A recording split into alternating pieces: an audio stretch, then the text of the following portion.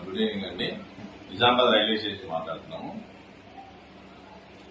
తేదీ 14/10/2020 రోజున నైట్ 2 గంటల ప్రాంతంలో కృష్ణా ఎక్స్ప్రెస్ ఇక్కడికి నిజామాబాద్ చేరుకోవడం జరిగింది. ఆదిలాబాద్ నుంచి తిరుపతి పోయేది.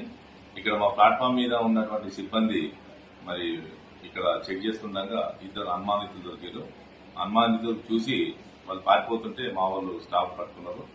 ఐడి పార్టీ స్టాఫ్ ఉన్నది, వాళ్ళు పట్టుకున్నారు. వాళ్ళని విచారించగా మరి మేము దొంగతనం చేయడానికి బయలుదేరినాము, ఇక్కడ మళ్ళీ రిటర్న్ వెళ్ళడానికి అని చెప్పేసి ఇన్ఫర్మేషన్ తీసుకున్నాం. వాళ్ళని తీసుకొచ్చి మరి పోలీస్ స్టేషన్ లో విచారించగా తెలిసింది ఏంటంటే వాళ్ళు బీదర్ డిస్టిక్ బీడి డిస్టిక్ వాళ్ళు మహారాష్ట్ర వాళ్ళిద్దరు ఉన్నారు. ఒకడు భగీరథ్, ఒకడు పికలాల్ అని చెప్పేసి 2 వ్యక్తులు ఉన్నారు. వాళ్ళు నాందేడ్ నుంచి ముఖేడ్ గ్రామానికి చేరుకున్నారు మొన్న నైట్ లో, శనివారం నాడు.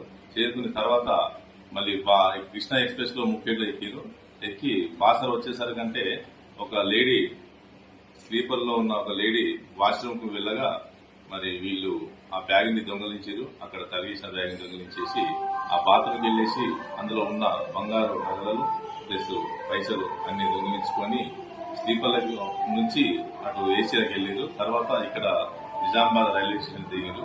మా వాళ్ళకి కనిపించారు. వీళ్ళని టోటల్ గా విచారించగా మహారాష్ట్ర బీడ్ ఏరియాలో కూడా అక్కడ దొంగతనాలు చేశారు. మరి వీళ్ళ పేరు భగీరథ్, పికలాల్ అని చెప్పేసి మరి మాకు దొరికిన అమౌంట్ ఒకటి నెక్లెస్ 22 గ్రాములు ఉన్నది. అట్లాగే గుండ్లు కూడా 12 గ్రాములు 850 ఉన్నది. తర్వాత ఒకటి రింగు, చిన్న రింగు, ఒకటి లాకెట్ ఉంది, ఒక చిన్న రింగు ఉంది. అట్లాగే చేతు కడాలు పెద్దవి 2, చిన్నవి 2 ఉన్నాయి. దాంతో పాటు 1,32,000 రూపాయలు కూడా ఉన్నాయి.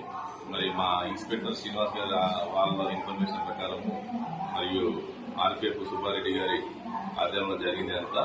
మరి వాళ్ళ ఇచ్చిన సూచన మేరకు వాళ్ళ మీద కేసు నమోదు చేసి మరి వాళ్ళని కోర్టుకు హాజరుపరచగలరు.